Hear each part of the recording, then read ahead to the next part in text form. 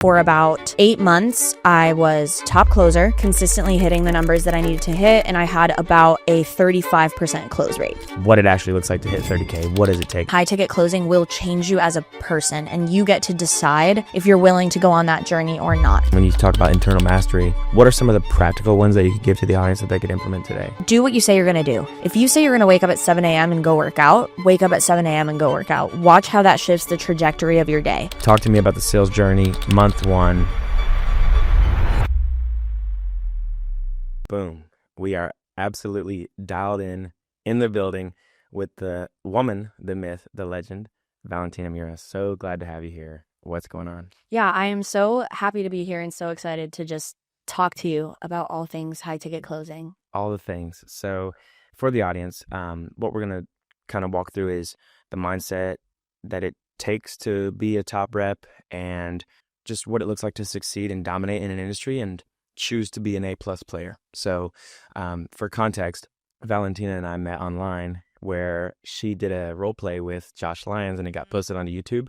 And I DM'd her on Instagram and I was like, yeah, I think you're amazing. We should totally have coffee over Zoom. Mm-hmm. How can we make this work? And so we jumped on a Zoom call and she was moving from LA to Austin at the time, and time really flies. I know. Then we chopped it up, became friends. I was in town in May for a mastermind event, and then we got dinner, hung out, and you started planting the seeds of, hey, you should maybe move to Austin instead of Miami. And we've just been tight ever since. And now I'm back in Austin. We're in the house that I'm going to be living in. So that's super cool. Thank you so much, by the way, for what you've done for me and just encouraging me along the way. And I just can't wait to see everything unfold for you. So today, let's get right into it. So I think the best place to start would just be a little bit of an origin story, kind of telling people who you are, who were you before sales. I'm thinking obviously not maybe the day you were born, but give me the whole thing. Yeah, of course. Lay it out for the audience. Well, first, not my entire life story, but I was born in Bogota, Colombia. And so, I feel like throughout my entire life moving to the States, I definitely always had parents that were business owners, were really just work oriented. And I was in the entertainment industry before high ticket closing and before high ticket sales. So I was pretty much full time acting and signed to a label, writing for artists. And then So when you say entertainment, what do you mean? I mean, I was on an HBO show when I was 17 years old with Sydney Sweeney, actually. Awesome. Yeah. And then I didn't really love acting, so I transitioned into music. I had always been really creatively driven. And so I transitioned into first being an artist, then being a songwriter, successfully, to which I realized wasn't really going to provide the income that I wanted for myself. So that's kind of when that shift started to happen. So with acting, what do you think was the reason that you didn't enjoy it as much as you might have thought? I think I was always just a musician at heart, and I didn't really love the freelance part of it, to where you could book a really amazing role, but then not work for 2 years after that. So the instability of acting, I didn't really love. And then I knew that transitioning into music would be different because, through streams and just upping your audience, you can definitely get consistent streams of income. But I think I hit a point where I got signed to Virgin Music Group probably 2 years now, and they give you an advance. So an advance is basically this is how much we're gonna pay you, and after that you could not get another one for 3 years. You just never really know when that next paycheck is gonna come in. And so that's when I realized, okay, only really the top 1% of artists, and not even songwriters, are going to create that generational wealth. Yeah, and maybe it's not even the top 1%, but the top 1 in 1,000%. The top 0.1, right? I think Absolutely. that's the unfortunate part about monetizing creativity, is that, especially with acting and writing and music, it really is one of those things where the top people are making a life-changing amount, and then even the people that are close to the top but not necessarily there, they might be struggling to get by. So yeah, what was an advance on something like that? It was $40K. Not enough. Well, but think about it, $40K for, and then you're just chilling. Yeah. Yeah. So Yeah. So you realized quickly that although you love music, Hmm. it's not going to cut it. What were you thinking through at that point? Like, did you already have a number in mind that you wanted to earn? Talk me through kind of like the mindset that you had around your salary, your earnings, and how that was kind of developing. It all started really with feeling like I wasn't fulfilled in every way. So my parents, like I mentioned, they're business owners. My mom's like built and sold companies her entire life. And as a creative, I felt like I didn't really know what I was doing with my days. A lot of the sessions were at night. I felt like there was a lot more to give in terms of my potential. And I also really wanted to make an impact in people's lives. So that's when slowly but surely through TikTok, I uncovered what high ticket sales was and Mm. what high ticket closing is. And that's when I started to relate to the people that were speaking about it. And, you get to help people. You get to, when you partner up with the right company or the right offer, you get to really have longevity and make the money that you want to make. And so it seemed like a really great avenue for me.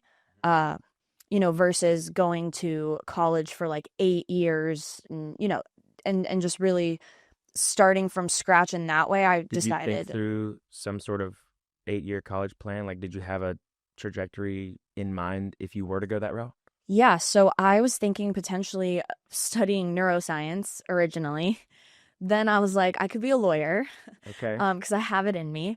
And then I thought about getting into real estate, which is something that I still might do later in life, but I wanted an out of the entertainment industry pretty quickly.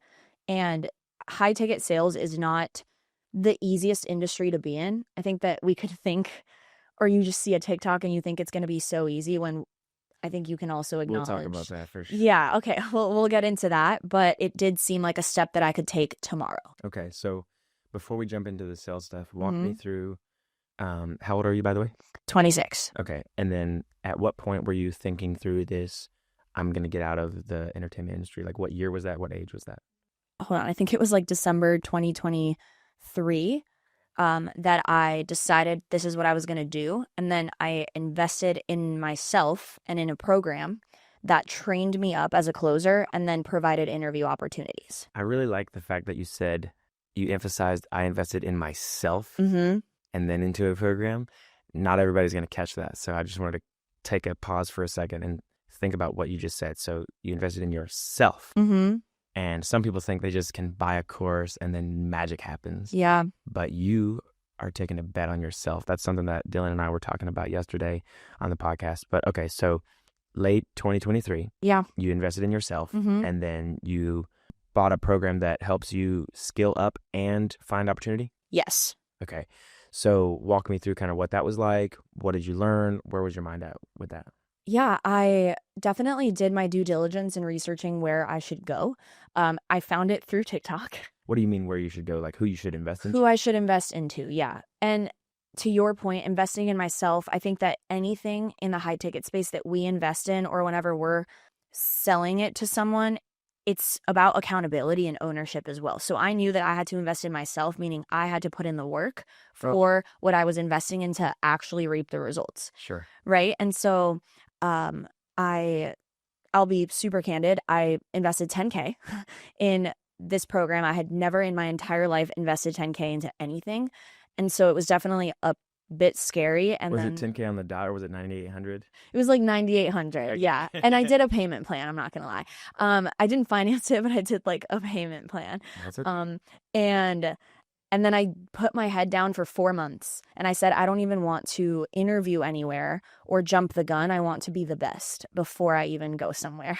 So that's kind of what happened early 2024. So I want to understand, you seem to have already kind of adopted this mindset before you got into Hmm. this space. And it just so happens that this is the vehicle that you applied that mindset to. So Hmm. maybe if we take a step back, not to go backwards, but where did that mindset come from? I mean, was it in entertainment? You just saw these people that just took their craft so seriously? Like if we could zoom backwards a little bit, Ooh, yeah. where did it come from?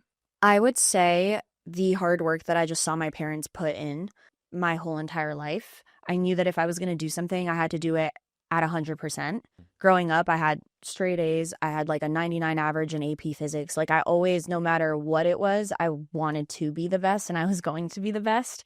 And so then when I stepped into acting and music, it's, that's a little bit different because what does the best mean in the entertainment industry? Like some people are going to resonate with your music, some are not. But it was always in me to just work as hard as I could to accomplish whatever it is that I wanted to accomplish that month, that year, Mhm. etc. So with your parents, and I'm sure they're so proud of you, by the way, did you, before acting and music, did you play sports? Like, talk to me a little bit about kind of, you mentioned Colombia, right? Yeah. Where did you live? Where did you go? Give me the prologue. So from Bogota, I moved to Fort Lauderdale, Florida, and that's where I went to the same school my whole entire life up until when I was 16. I was a cheerleader. Like I did competitive cheerleading. There we go. Yeah, so like flipping around, like you can't miss practice. I guess I learned discipline in that sense. And then when I was 16, I ended up moving to LA with my mom. And that's when I graduated high school a year early. I went to UCLA for 6 weeks and then dropped out because I booked that HBO show. And then that just led me, obviously a few years later, I pivoted, but I always gave it my all. Okay, so you've been a dog for a while. I've been a dog for a while, which we'll talk about that because that's Oh my God. my favorite thing to talk about. Okay, so that's helpful context because it's like, it's not apparent to me that everyone just comes into the space and they have that already, they have that decision that they're going to rise to the ranks. So you've already demonstrated that with cheerleading, acting, music.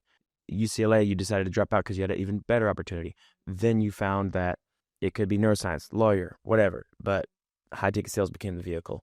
I think it's really interesting that you found a TikTok. Do you happen to remember who it was or like what it was? Yeah. And first, I just want to say thank you because I don't think I think some people ask me, like, how did you have so much success right at the beginning of jumping into high ticket sales? And I think just now I've realized that it's always been in me. Yeah. Because I honestly don't, sometimes I'm like, I blacked out my first week of calls and it just worked out for me, but that's clearly not the case. So I appreciate that. I'll give myself more credit there. But wait, what was your question? Do you remember who inspired you or what it was that you saw that made you choose high ticket sales? Like the exact reel? Yeah, so her name is Emmy. I don't even think she's a big influencer. She was just talking about her journey and she had done the same program that I invested into. So she was like, I, wanted to work remote. I wanted this time and money freedom. And she was on a fitness offer at the time and she was making 8K a month. And I was like, that's so amazing. That's so baller. I want to make 8K a month so bad. Like, wow, 8K a month. All I wanted was to make 4K a month. And so, which is so crazy to think about now. I think it's really important to highlight the fact that you wouldn't be sitting here potentially Potentially, yeah. had she not posted that video. Isn't that wild to think about? I'm always, and we talk about this all the time, the butterfly effect, right? Like Yeah. something happens, that action causes a chain reaction. Yeah. And then another one and another one. And I love thinking through like what happened upstream for me to be sitting right here. Like I mentioned, if you hadn't done that Josh Lyons role play, I would not be sitting here. Like We wouldn't know each other maybe at some point because we're so connected through just like the Austin scene, I guess. But I do agree with that, and it only had like 4,000 views. So the takeaway for me and for anybody listening that is doing something cool, is that if you're doing something cool, please document and share it. I think that I beat myself up a little bit because I've been doing all these cool things for the last 2 years. I've reframed it so that I don't beat myself up in the way that I did 2 years worth of cool stuff. So I have the right and the resume to be able to make content. So I'm not mad at myself, but it's like, wow, maybe if I would have, posted an extra piece of content that it might change somebody's life like you. And so before we jumped on, that's the premise of this podcast. Like we're going to put this out here. It's going to for sure change somebody's life. And that's just really cool to think about. Permissionless media it's like a wonder. And sometimes we give it a bad rap and everybody's doom scrolling and all that other stuff. And I beat myself up because I'm on Instagram all the time, but I've met the most awesome people through the internet. And so it's a double-edged sword, but that's the reason we're here. So I just want to think through that. Like, how awesome is that? No, absolutely. And I think that what you're doing is so beautiful because you're actually taking action. There's so many people, myself included, you think about content, there's so much that you want to document, but you don't. And I think it's great that you, I guess in a way, had built an incredible track record that now, you are creating content from a place of extreme experience. You've accomplished what a lot of people haven't, and you're just continuing to do amazing things in this space that it gives you, respect in the industry, but also we can't be perfectionists and you have to just put stuff out there because, like you're saying, it can Yeah. change someone's life. And a couple more things on that for anybody listening, because this will be super valuable. And I wish I would have thought through this. Well, I do think through this all the time. So I want to give credit to a couple people, Dickie Bush, Nicholas Cole, Daniel Bustamante. There's a few others, but those are the two co-founders and like the main guy of the Premium Ghostwriting Academy, the company where I got all my skills. Yeah. And I was talking through Daniel specifically. I was talking through this with him, and he's like a CMO, COO type of guy. And so he's like the A player that's on not the sales department, but all the other stuff. So Okay. He enabled me, and we just went head to head every day and collaborated and built the company from within. And so we were Wow. the main entrepreneurs. And he actually did a bunch of done with you, done for you agency work because we taught people how to build a writing business, and he would do that for other people. And he basically built so many skills over the course of 2, 3, 4 years. And then he started posting content.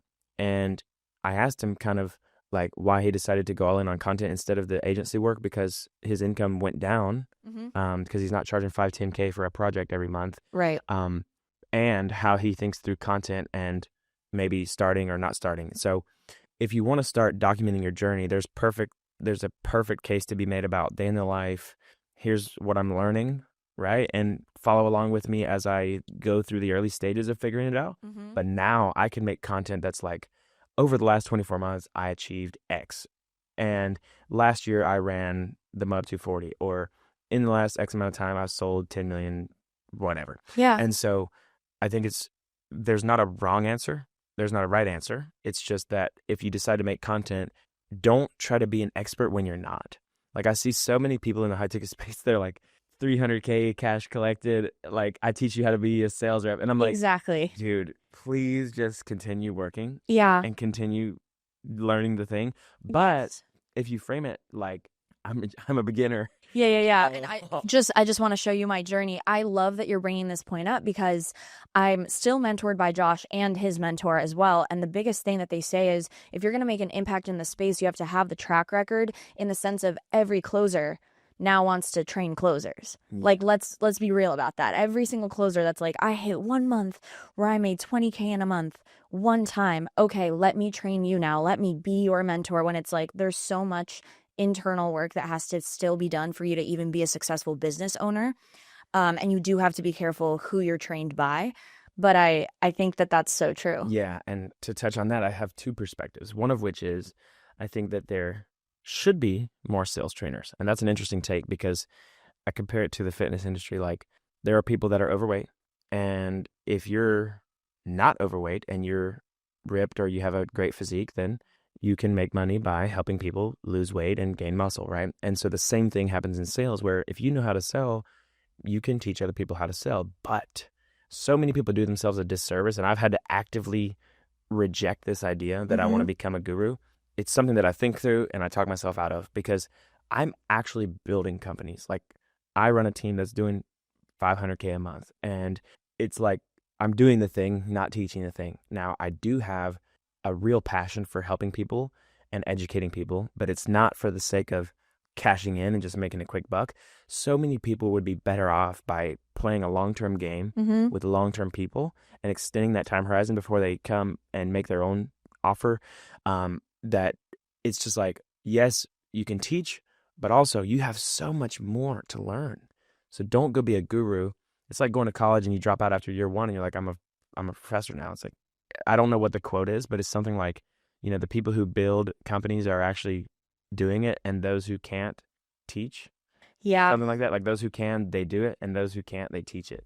That is so, I completely agree with that take because I think that you, through building companies and through sharing your journey, you can become a guru without necessarily just saying, this is what, like, I just want to be a public figure in this space to be a public figure in this space, So I really love the point that you're making. I always view it as, especially when you're creating content, you are a business owner that creates content. You're not a content creator. Mm. And there is a difference. And it's okay to be either. But I do really think, and even the angle, that I'm hitting things with is I am a business owner. I'm an entrepreneur. And because of the way that the world just works now, I will be creating content Yeah, because of that, I think you have to have a media arm, Yeah. but you don't want to be an influencer, right? It's kind of like, and we can talk about expectations, like with people saying, "Hey, I help someone make 10 to 50K a month." First of all, and I've said this a couple of times on the most recent episodes, it's against the law. You're going out of business, buddy. It's against the law. And people don't know about earnings claims or the FTC. I had a guy apply to be a closer for my sales team, and he tried to like kind of bait and switch me and pitch me on like coming in and helping me with my accounts receivables and like doing an upsell. Oh. And he wanted to try to hit this like 30% commission thing. And it was just like, it was so, he didn't know what he was talking about. Mm-hmm. And I sat there for like an hour and a half and I educated him on what's actually real and what's actually going on. But a lot of these people, like, I help you make 50K a month. That's preposterous. And it's all about, so many factors go into how much you can actually make. Because I know people that went through the program that I did that had to get out of high ticket sales because they didn't find a great opportunity and it really wasn't for them. Or they didn't have like the dog in them or whatever it is that we talk about. And then I know people that their whole entire lives changed. So I feel very like blessed in a sense. Because I do think that a lot had to align for me to be in this position. But I also think it comes from hard work and like what you kind of expect Sure. for your life. Yeah, well, let's give a good analogy like sports, right? Because I believe that sales is a sport. Mhm. And you have to treat yourself like an athlete. And we can talk about that. 1000%. That's all that I learned from Josh is that. Yeah. And like if you compare it to something like the NFL or the NBA, like, yeah, the top people are making $1 million a year or whatever, but it's so rare. It's so unbelievably rare. And that's what they're not going to tell you on Instagram because they want to sell the dream. Yep. But, I think if you're not willing to pay the price and really, I don't mean financially, I mean just with risk and with time and with sacrifice, then you're not going to be able to achieve those thresholds. And a lot of luck plays into it too. Like I got lucky with the offer that I got on. And of course, I took advantage of it. I executed and I delivered, but I got lucky, I feel the same way. I think that like our origin story, or just like right when we hopped into the space, is kind of similar because the offer that you talk about really sounds like the offer that I'm on right now that I've been on for over a year. Like when I got there, I wanted to make 4K in my first month and I made 16.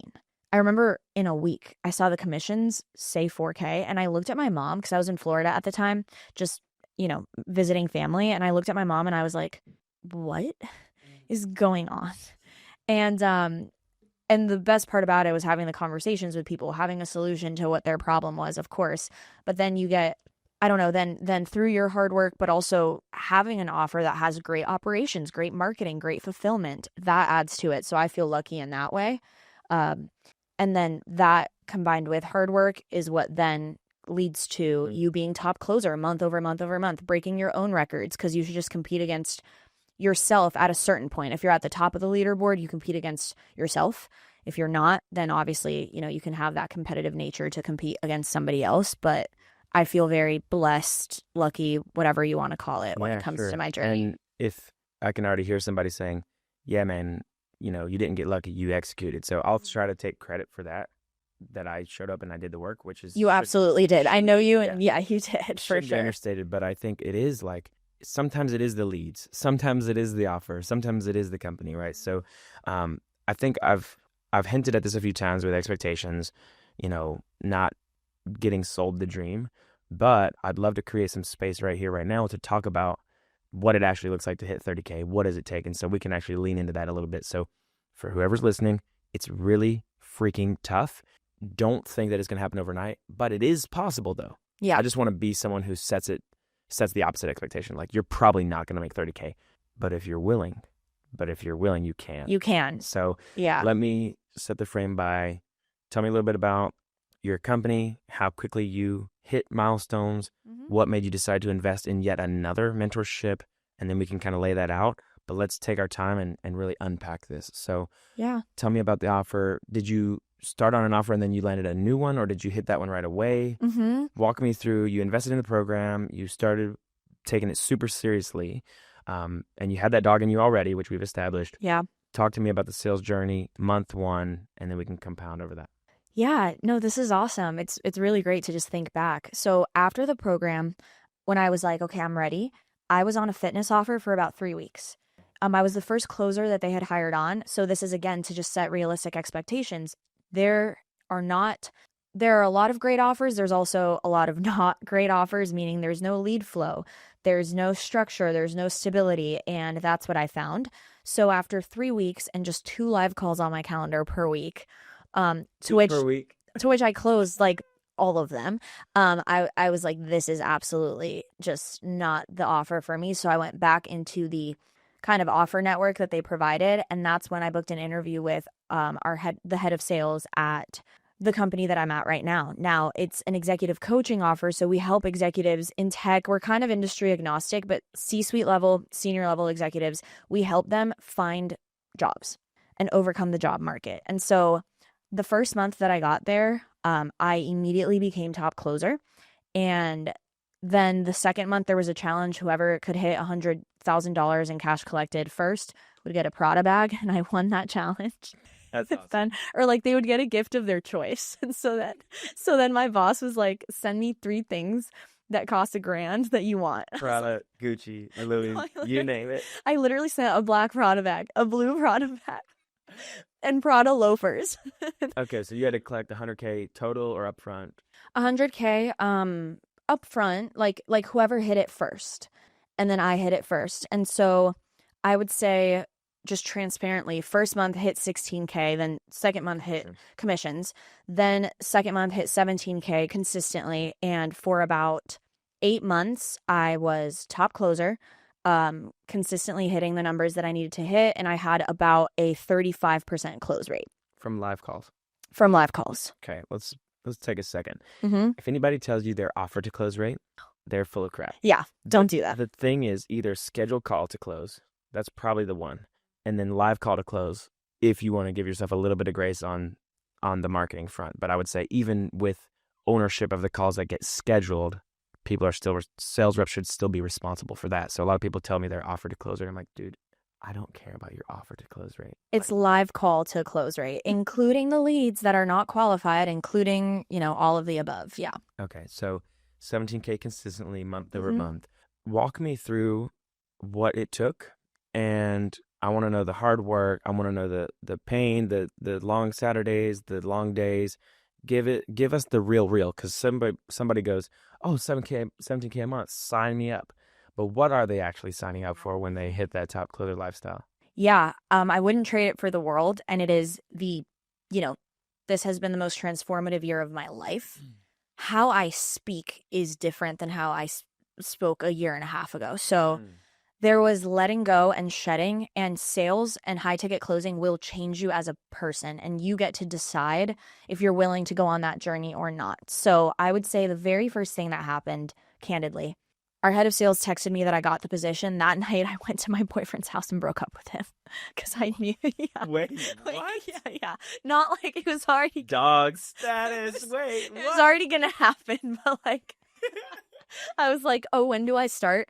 He's like, Monday. I think it was like a Thursday. And I'm like, okay. I think I gotta do this immediately. Cause I kind of had that feeling that my life was gonna change. So Okay, so for the girls listening, it's a male dominated space, but yeah, let's get You know? space for that. So you broke up with your boyfriend, and we can laugh, but like, why? Oh, because I knew that, the lifestyle differences and what we wanted for our futures differed.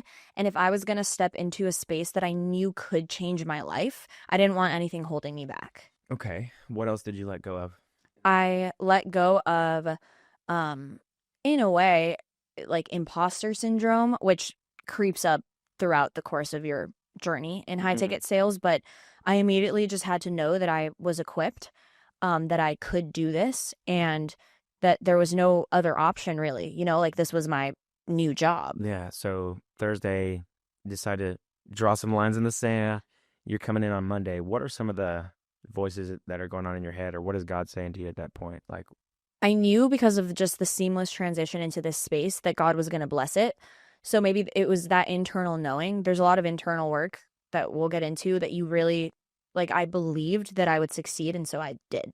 I think if I didn't believe that I would succeed, I would not have succeeded. Yes. So that's the first thing. But those days leading up to, I remember just, wow, it was, I mean, my confidence level was not the highest. My habits were not the best. I was, surrounded by people that were partying a lot, and I was as well. And even just that weekend, I locked in. I memorized the pitch. I got familiar, with objection handling even more before that first day of calls. I really prepared in the way that I had always given it my all my entire life. And then that Monday, I remember my very first call, the prospect was so mean. And I cried after my first call. And I immediately, of course, was like, can I do this? What did I get into? This is so overwhelming. Like, I don't know if I'm equipped to do this. Mm. I send our head of sales a voice memo, um, crying, being like, "Oh, this is how the first call went." From day one, I felt a lot of comfort. Like, he definitely provided a safe space. The company is still a family feel in a way, and so Open door. open door. I just kind of accepted the fact that I didn't do my best on that call. That I got a prospect that was mean to me, and I let it go. And I think that was the biggest thing. I said, I'm just gonna connect and care about the rest of the people that I speak to. This is day one. Mm-hmm. Second call, one call close. Bang. Oh, Yeah. let me pause you there. Talk to me about. I heard Layla Hormozy define resilience as the speed in which you can get back to baseline after something bad happens, something like that. Yeah. So walk me through. Did you do box breaths? Was it a back-to-back call? Like, what happened between call number one, mean person, you cried, you talked to your head of sales? I'm sure they gave you some words of encouragement, and then you got back on the call. Walk me through, like, what happened with that resilience and then how you showed up to that next call. Yeah. Also, I love everything that Layla Hormozy says. I would say I know how to manage my state more so now since being mentored by Josh Lyons than before. So we can get into those differences, but I would say that very day, whether if you're not spiritual coming into sales, get ready because you're about to become spiritual. But I already was. And so I just laid it at God's feet. I was like, Jesus, I lay this at your feet. I know I'm supposed to be here. And I just like surrender the next call to you. And I'm going to throw all of the sales skills aside and just connect with this person in front of me. And I still remember his name. His name is Josh. Won't say his last name, but he got onboarded and he was unemployed for over 8 months, and he got 2 amazing, amazing offers through our process in 4 weeks for him. And There so, we go. yeah, it then that the rest of that week ended up abundance. Our head of sales was like, I've never onboarded someone and seen this level of success in this short amount of time. Yeah, I just went through that. So I hired a handful of people Mm-hmm. within the last 30 to 45 days, and all of them are good. They're decent. But one of them in particular, her name is Kira. She's an absolute dog, and you met her. Mm-hmm. She's moving on to a different offer, but she just came in and just set the standard. Wow. And it's just one of those things where you have it. Like when you see it, you know it. Before I move on to that, I want to share something. I'm going to read it from my phone. Let me see here. So I'm going to read a promise to God Mm-hmm. text that I used to read every single morning as a closer. A lot of people think that we're just in it for the commissions, right? But like you said, you help that person named Josh that you remember. I remember a bunch of my first deals, but I'm just going to read this from my phone. So this is my promise to God. God, I trust that you're going to send me the exact right people every single sales call. Whoever you send me, this is what I'm going to do for them. Every single call, I will genuinely love and be interested in them. Every single call, I'm going to picture the truth of who they could be if they had our program. Every single call, when they tell me their problems, I'm going to take it extremely seriously because it has to do with their purpose and their goals in life. Every single call, I'm not going to get off the call until I understand their problem, why they have the problem, the goal, the cost, the consequences, and why now. I will not let them go until I understand this, even if they're totally not a buyer. Even if the lead calls me a stupid salesperson within the first 2 minutes, watch me use steps 1 through 4 to completely turn around the conversation. No matter what is happening on the outside, once I'm on a sales call, I'm going to trust the process and follow the system. Okay, well, first I have chills, and I need everyone to just run that back and listen to that again because that's so, so beautiful. And it doesn't surprise me why you've had the success that you've had. not only as a closer, but now literally as a business owner and someone that's like building up businesses. But I think that that's so beautiful. I have a which I learned through mentorship, but a pre-call checklist essentially. And it is not as in depth as that, but the points are to serve the prospect, to be patient, to be kind. Like God, like Psalm 46 says, God will help her at break of day, like she will not fall. And that's on there as well. So I think you definitely need those reminders. That's 100%. amazing. By the way, I didn't write this. I cannot take credit for it. Oh, okay. A guy named David Davidson. What a name. David Davidson. What a name. I think he told me about him or something. He's part of the closers team at Cole Gordon's company. I'm not sure if he's still there or not, but he's a rock star, and I got to book in a couple one-on-ones with him, and he really changed how I think about a lot of things. So shout out to David. Okay, so you helped Josh. You got the one call close. Yeah. What type of contrast was that? Because you got beat down and you cried, and then you lit someone's life on fire and you changed their trajectory. A couple things we could talk about: sales being service. We could talk about how we're changing lives, not just closing deals. But for you specifically as a closer, internally, what type of contrast occurred there? Just that it's not the end of the world when you have a bad call, a bad day, a bad week. It immediately gave me hope and an understanding. Oh no, I can do this. I would say that's the biggest thing. It was, I think that what makes or breaks you in this industry is your mental resilience. And for me, I had so many thoughts of this isn't for me, this isn't going to work out. And then surrendering and going into a call and immediately closing it, overcoming financial obstacles. It wasn't a lay down deal by any means. It just showed me, no, I have it in me and I can. And if I could do it once, I could do it again. And that's the biggest thing. It's if you have 2 slow days, you did it before, you'll do it again. What do you need to do to get back to, the close rate that you want to be at? If you do life, there's ups and downs. There's going to be times where you're traveling. There's going to be times where you're going through a breakup or whatever that's going to impact your close rate. But it's ultimately knowing that you did it once before and you could do it again.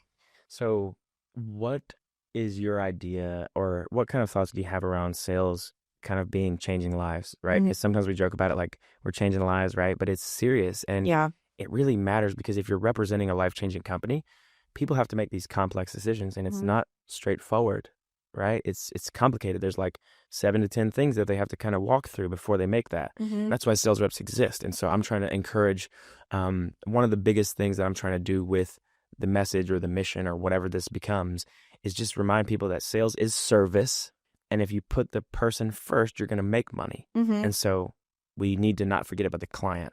But for you, what is kind of your philosophy, or what thoughts do you have around sales being changing lives? I think that, and I say this to my prospects if they ever call me a salesperson, everything in life is sales. Think about it. So I just view myself as the vessel, right? In between someone really acknowledging their burning problem, taking ownership that they can't go another day, and I happen to have the solution. So for me, it's just reminding myself to put that person first. And what it means to me is I get to wake up every single morning and just be so grateful that I get to actually help people. And I'm very myself on these calls as well. I think I've just seen it hurt people to overtrain or try to be super robotic. It's at the end of the day, you're a human being talking to another human being, and everyone has a story that I don't even know about. And some people are sharing, a lot of things that they probably aren't even sharing with their spouse sometimes on these calls with me. So I feel like it is an honor and a privilege to help them. But I also think that the way that you show up is equally as important. So if I am being trusted with helping someone and someone opening up on a call, I better show up as the best version of myself. Wow.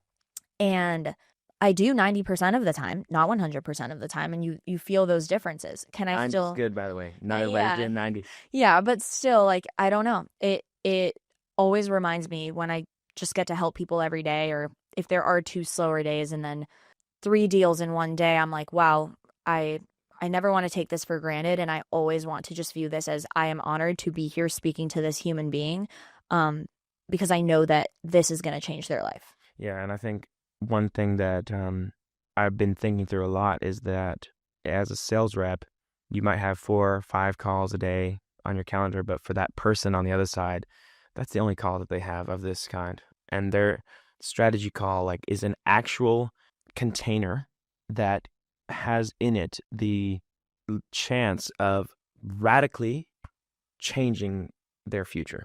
And if someone is coming to the call and they are qualified for the program and they are interested in finding a solution that you have, and those two things go together, then them not doing the program might leave them worse off. And our job is to discern. I think that not everybody is meant for the program, and that's why we can kind of decide who we want to make an offer to. Two people are going to buy everything, two people are going to buy nothing, but those 6 out of 10 in the middle are really where we can make a difference. And Yeah. I think so many people forget that we're doing something that has a lot of potential, life-changing potential, whether it's a fitness program and you want to help some people lose weight, whether it's a job program where you're helping some people reduce the time that they're unemployed. Like, think of how much of an impact that makes.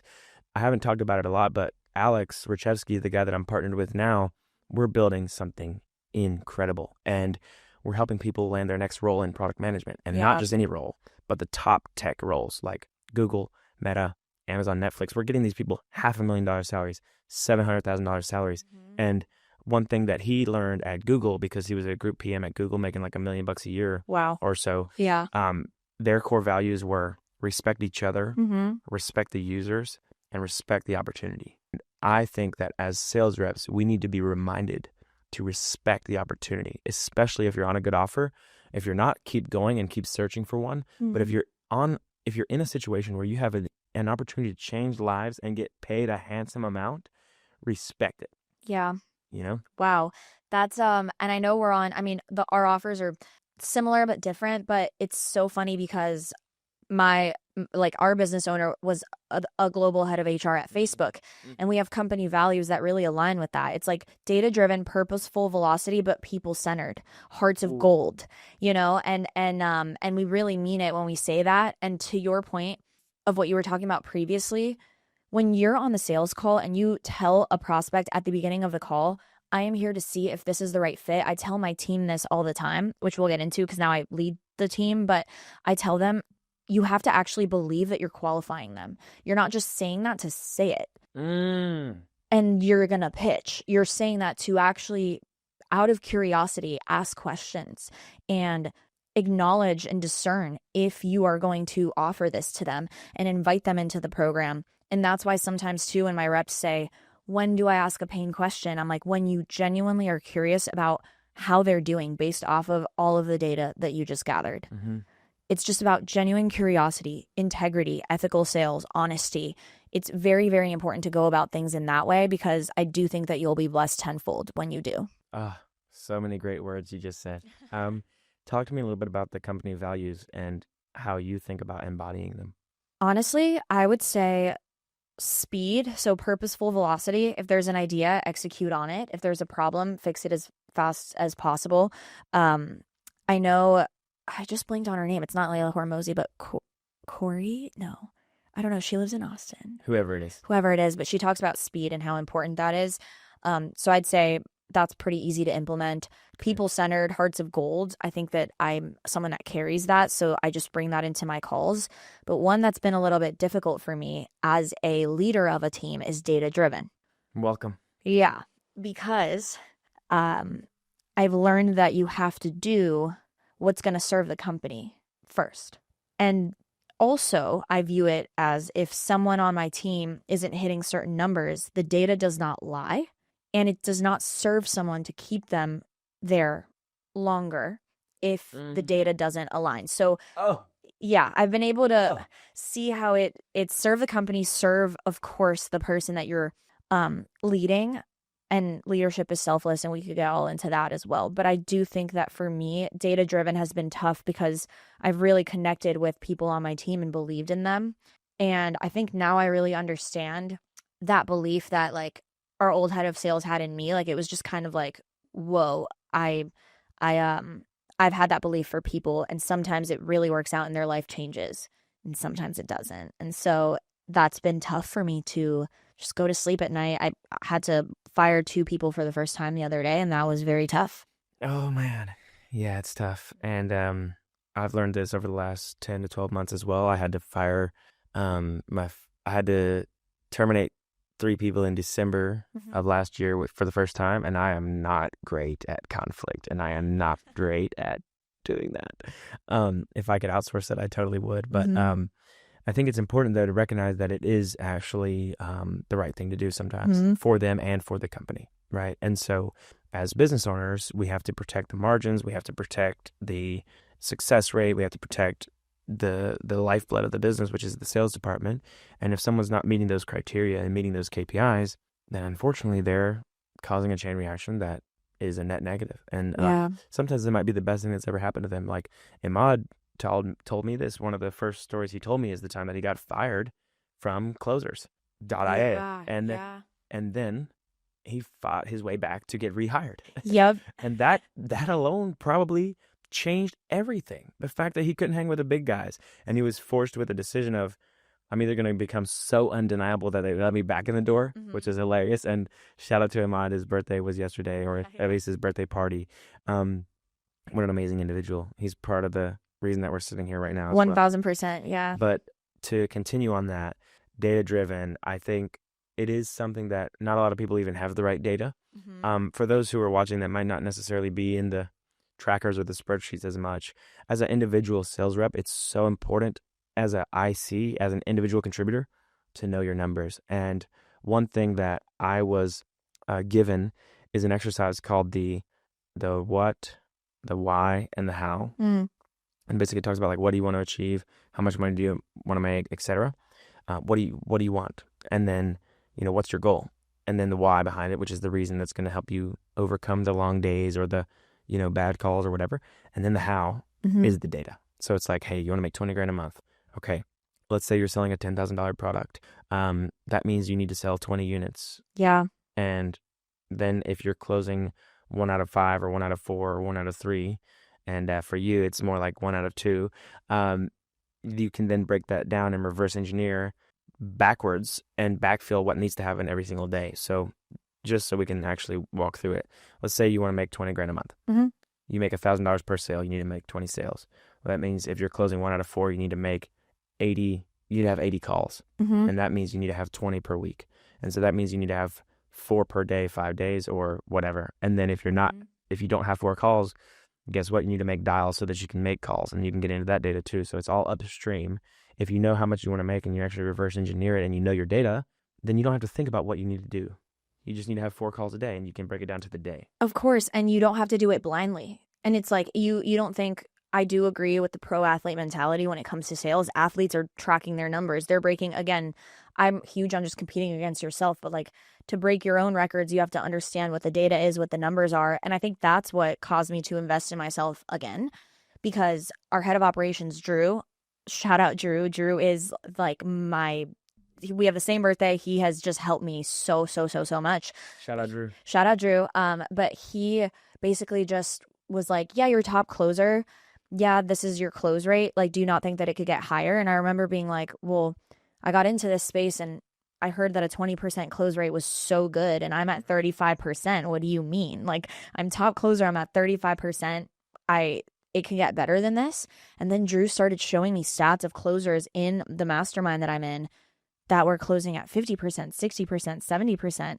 And I was like, I just didn't think that I could make more money. I didn't think that I could close at a higher percentage. I honestly needed to be humbled. And then, Like you were kind of comparing down. yeah, I was because I didn't have anything else to compare to. Yeah, so that's one thing that I'm working through with my top sales rep, Kirk, who's an Yeah. absolute unit. Mhm. He's the top sales rep and he's doing great, and his numbers are good, but he doesn't have a frame of reference for someone that's above him. And it's challenging because I can tell him, hey, man, you could be closing at 40, 50%.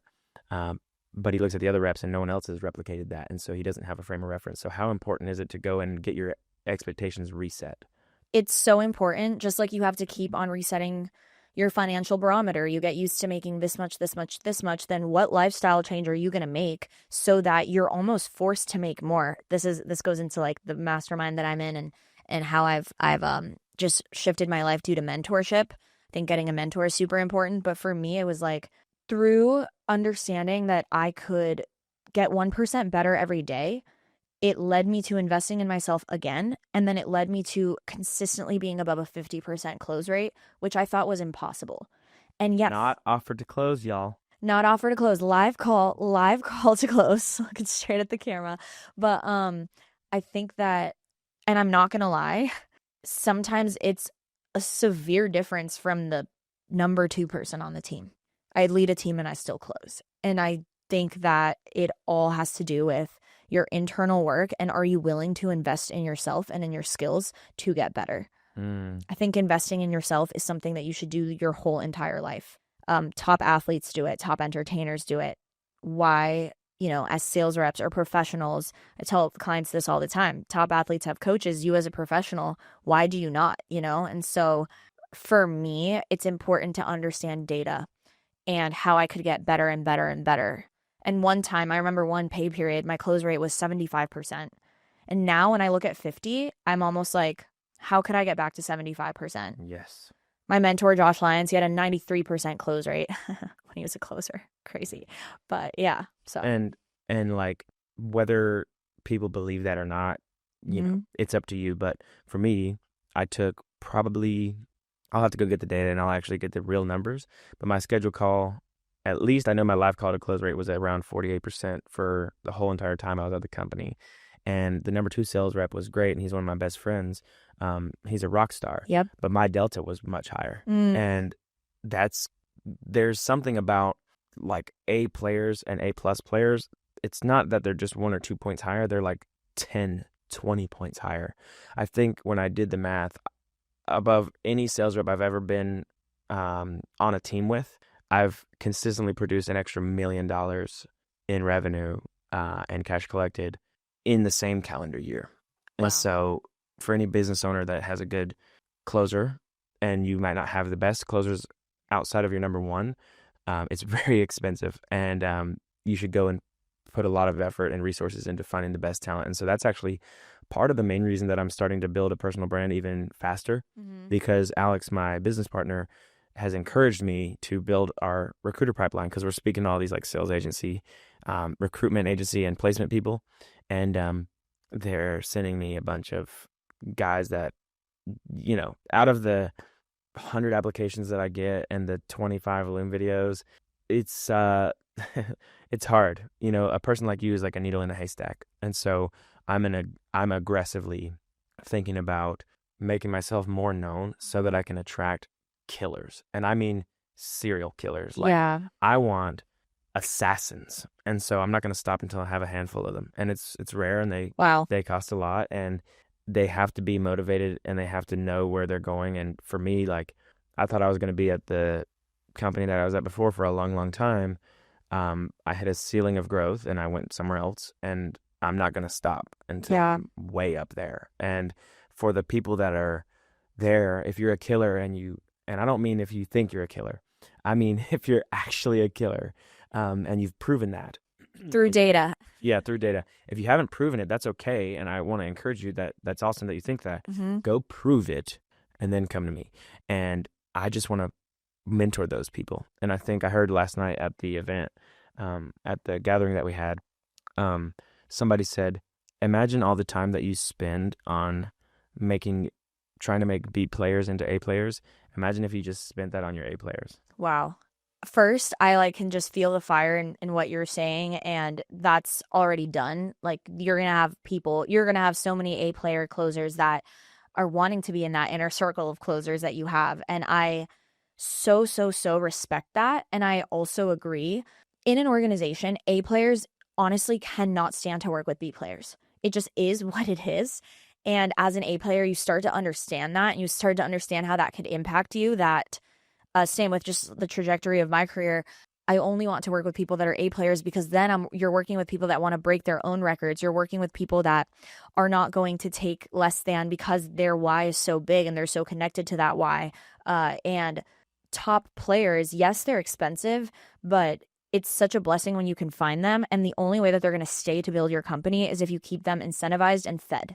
And not top players are actually more expensive. It's just a lagging indicator. Right, because you're wasting money. Resources, depending on how much you're spending on ads, how much is organic, etc. So I'm so excited for you. Yeah, thank you. And I'm so excited for you. So I want to understand, we went a little bit to the left, but I'd like to get back to you consistently hit 15 to 18K. Hmm. You started investing more into yourself. So take me back to right before you did the Josh Lyons Mastermind. Hmm. Shout out to the Unicorn Closers, baby. I know a few. Shout out. Yeah. And then walk me through the beginning of that and then what you learned initially, and then we can continue from there. Totally. So our head of operations closed me on the Josh Lyons Mastermind, and I signed up for it the day that I got promoted. So I got promoted to sales success coach. And that is when I started making a percentage of revenue on top of my commissions. Big dog.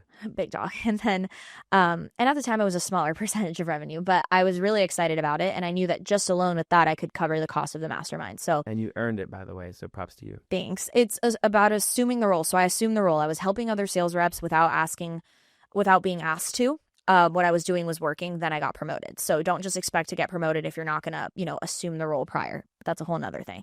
Then I immediately invested in myself, and the biggest shift there, November and December of last year, was the internal work. Ooh, It's all talk about it. internal work. You don't even get into skill until month 3. So basically, I completely, again, shifted as a person in the last 6 to 8 months. And it was through I learned how to be honest with myself. What did I need to cut out of my life? What omnipotent beliefs I was going to have, like money constantly and effortlessly flows to me. I live in abundance. I actually have to wake up and believe that. And then it started just attracting a lot more into my life. And I remember our company and like the closers were kind of struggling in November just because it was a slower season. My numbers did not waver. And our head of sales was like, what is going on? And I genuinely just looked at him and was like, it's my state. It's my mindset. Like, I'm actually attracting, like, oh, this is impacting the other closers. It's just not going to impact me. Why? Because it's not, because I don't get impacted by that, And so I learned how to have omnipotent beliefs. I studied what some of the most successful people in the world did in terms of internal mastery and what those pillars are. And we were trained on those. So I started to change, again, my habits, even more so shift who I was around. That's when I decided to move to Austin. Around, I would say, so I was in the mastermind for 2 months, and then consistently after 2 months of being in the mastermind, I made almost like 10K more than what I was making, that I just didn't think that I was going to be able to make more. But through the internal shifts and then diving into skill a little bit more, I just consistently raised the amount that I was effortlessly making and the people that I was helping. There's so much that I could go into, honestly, but I would say you have to let go of location, people, friendships, relationships, viewpoints of yourself that no longer serve you in order to actually step into greater financial heights, in my opinion. 2 questions. I'd like to talk about what are some of those internal things, and then also some of those frames of reference and mindsets that you had to kind of dissolve that might have been a little bit more challenging. So on the first one, when you talk about internal mastery, what are some of the practical ones that you could give to the audience that they could implement today? Do what you say you're going to do. It's very simple. It's in any book that you read by even Napoleon Hill, Neuro Knowledge. Do what you say you're going to do. If you say you're going to wake up at 7 a.m. and go work out, wake up at 7 a.m. and go work out. Watch how that shifts the trajectory of your day. Why do you think your say-do ratio is so important, and that being 1-to-1? Because I think that impacts your voice. So something I've learned about is voice to impact ratio.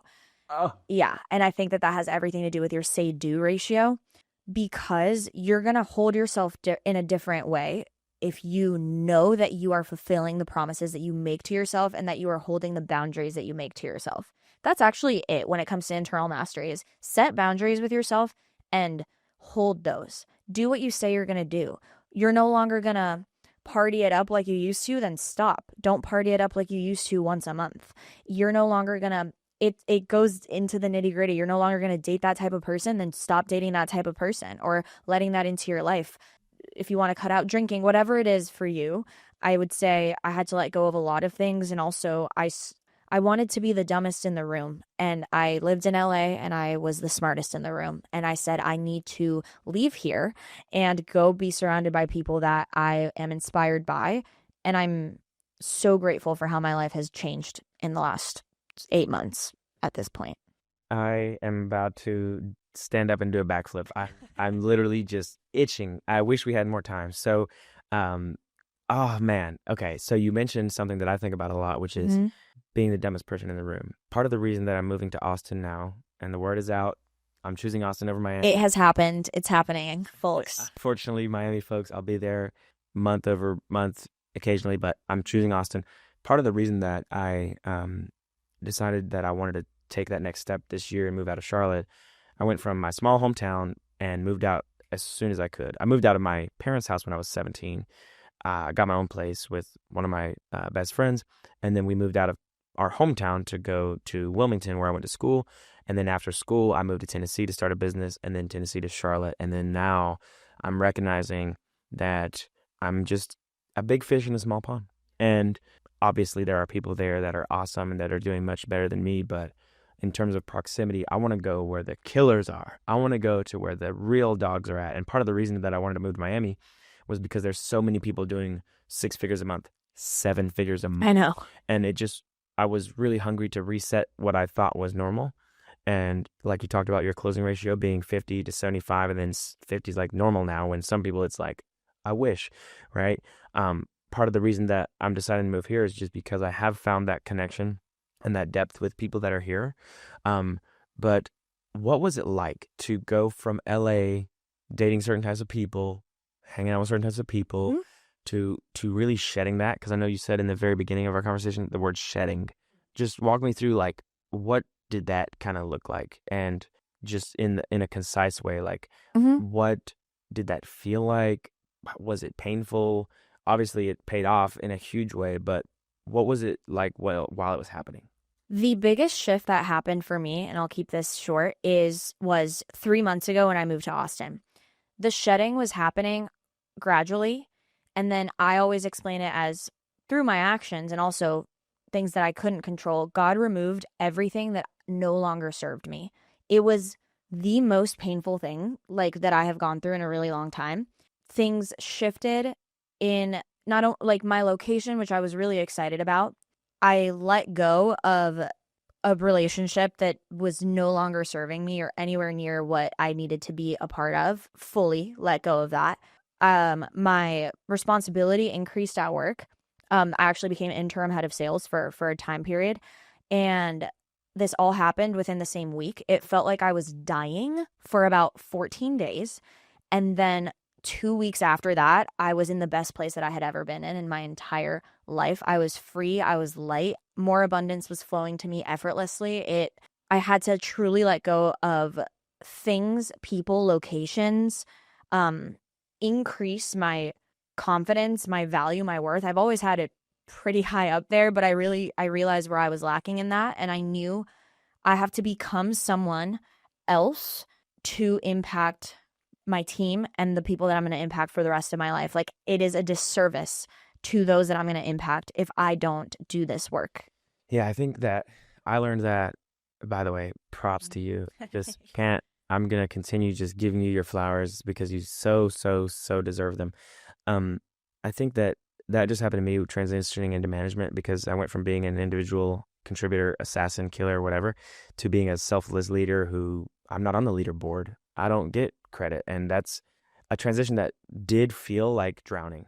It Yeah. felt like I was actually. Did it feel like almost like a rebirth in a way for you, or Yeah, just, yeah. it made me think, like, am I even cut out for this? And I haven't felt that in a long time. And I really have done a good job of resetting my belief systems to where I know that I can do anything I put my mind to. Not everything, but if I go in on one or two things, I will be number one.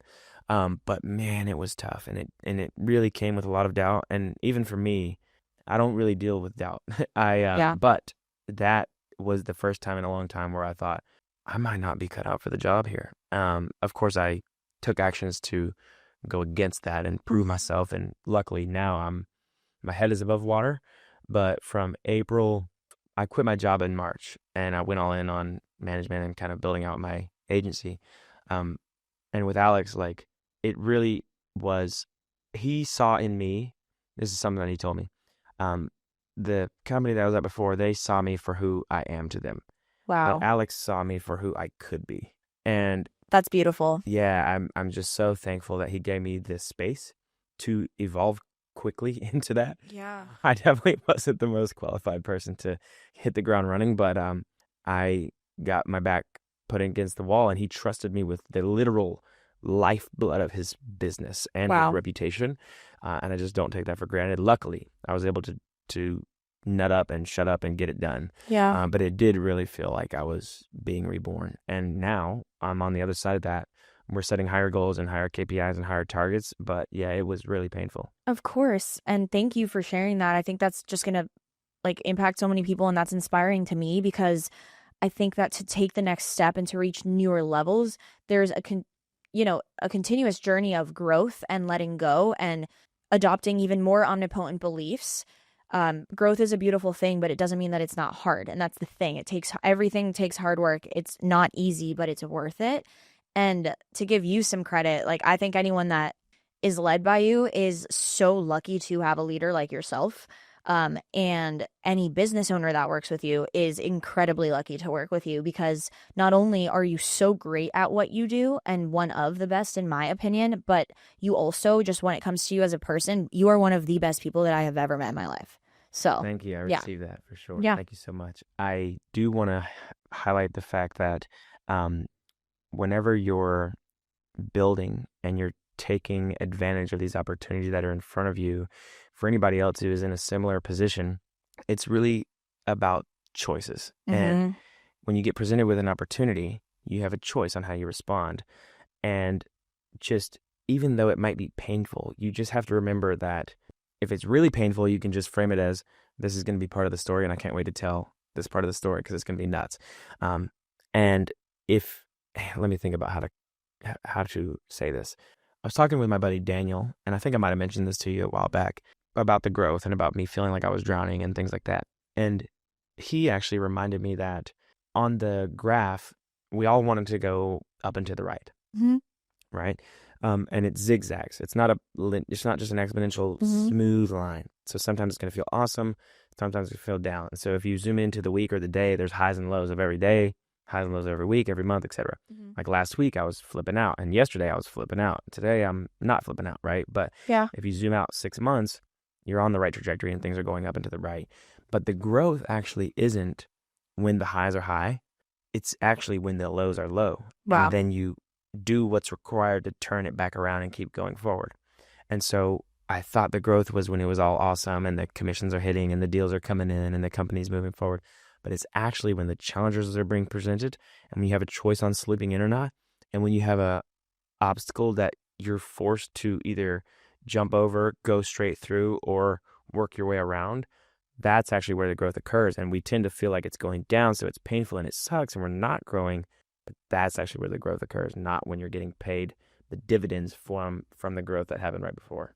I could not have said that better. I completely, completely agree. And the biggest thing that you said, in my opinion, is doing what needs to be done to continue the upward trajectory. Some people stop or give up, or it's like get up another day, get up and do what you say you're going to do, and like watch that just continue to, you'll reap the rewards at eventually. Yeah, and I think also to highlight what you said before that is it's not about you anymore, right? Like when you're Yeah. leading a team and you're leading by example, I learned this through when I started running marathons and I started running all these crazy ultra marathons. I didn't really think about me and I didn't really want to take credit. It was not about me. Like I wasn't trying to be this big influencer that had all this recognition. It was more like, okay, I'm convinced that people can go a lot farther than they think that they can. I need to demonstrate that and lead by example, keyword by example, doing the things and not just leading from the top down and preaching to people. So I wanted to lead by example. And so I started doing all these crazy run races. And whenever I was on the treadmill, I was, posting content, inspiring people, etc. But I would constantly have to walk through, I want to quit. This sucks. I hate this. Why am I even doing this? I should give up. This is stupid. Whatever, whatever. And I just had to remind myself, like, it's not about you anymore. Keep going. It's not about you anymore. Keep going. It's not about you anymore. Keep going. And for anybody who finds inspiration in me, like I'm very grateful to have you on this journey, I would encourage you to also step into the idea that it's not about you anymore. And the quickest way, because a lot of times we don't care about ourselves as much and we beat ourselves up, Mm-hmm. but it's kind of like like we tend to, if we have a sickness and we have an antibiotic, we tend to take it about 50% of the time. But if our dog has a sickness and they have an antibiotic, it's 100%. Wow. Yeah. Found that to be really strange, and it means we're quicker to take care of someone else and be there for someone else, like, and give someone else advice and support them and encourage them rather than ourselves. And a lot of times we're just like super hard on ourselves, and there's a voice that's like, do better versus the great job voice. Um, so if you're beating yourself up and you don't feel like you're worth it, then yeah, that's going to take a while to kind of work through and repair. But if you want to outsource it really quickly, just remind yourself that it's not even about you. It's about the other people that are inspired by you or looking at you for light. And so, Yeah. And wow, that again, I completely agree with that. And I think that if you, let's say, are just getting into closing or you are um, just an individual contributor, think about your bigger why. At the end of the day, why is it that you want time and money freedom? Why is it that you want to make these commissions? Because it's not about you at the end of the day. It's going to be for whether it's for, something that being an example for your friends or being able to give back to your family, whatever it is for you, like your bigger why makes it not about you at all.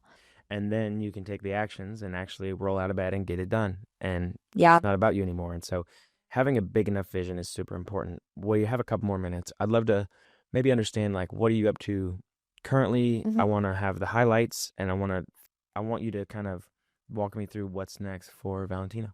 Yeah. Right now I'm like really, really, really hip to hip with our head of sales. I'm hip to hip with our business owner. I'm the sales manager for the team and we are growing, we are building. We're hitting consistently, like we're scaling to go past 1 million a month, eventually stepping into B2B. And I'm so, so excited. I lead a wonderful, beautiful team. So I'm doing that alongside closing. And then also I've been training up a few young women, helping them get into high ticket sales and placing them on offers. And so it's really exciting because I just think that, you have to lean into the opportunity that has presented itself for you. And um, God has just blessed me with, being able to impact women through social media that have messaged me and that now I'm getting to help. So we'll be building that out fully next year. But right now, and we had an amazing coffee yesterday where it's a both and season. So right now I'm really, focused in on the company that I'm at and that opportunity. Our business owner is investing a lot into me and believes in me wholeheartedly, knows this is a major, major stepping stone for me. And, he's really contributing to my growth. At the same time, I'm also so excited to help people get into this space and help young women change their lives because it's so possible and um, it's gonna, it's just gonna be good. I'm excited. Cool. Are you actively mentoring a few? Yes, I'm actively mentoring two young women right now. And one of them actually is on an offer and she is killing it as a setter, is about to become setter lead and eventually transition into a closer. And then I'm just helping this 18-year-old girl get into this space right now. Awesome. You're changing lives. I can't wait to see the impact that you're having on them. And that's what it's really about. If you want to, if you're a woman and you want to crush it in the space, Valentina is the one. There's no other. She's the best in the business. And she might not be the most known yet, but she's coming and their price is going up. So Yeah. I'll put her information in the description so you guys can find her. And we just cannot wait to see you flourish. I am so proud of you. I am so unbelievably impressed by you every single day, and I'm so grateful to have you as a part of my life and just getting to share this industry with you. We're coming for everything, so mark your fucking calendars. Yeah, thank you so much for having me. I am like so blessed to know you, so blessed to be here today. And yeah, we've got the dog in us, so expect a lot more. So I really, really appreciate that. And if you are a young woman, I'm definitely here to help. And Tristan, you're just unbelievable. So I'm so, so excited Well, about let's the dominate. future. We're Yeah. going to absolutely do more of these. So if you're watching this and you stay till the end, just let us know what you'd like to hear more from Valentina and myself as well. There's a high degree of likelihood, well, it's certain that we're going to be doing more of these. So let us know what you want to have covered. We're always looking for feedback from the audience. And so we'd love to make this a dialogue. So if you have comments, if you have questions, please put them in the thing and we'll look at them and we'll take them very seriously. So thank you all for tuning in and can't wait till next time. Yeah. Thanks, Tristan. Awesome.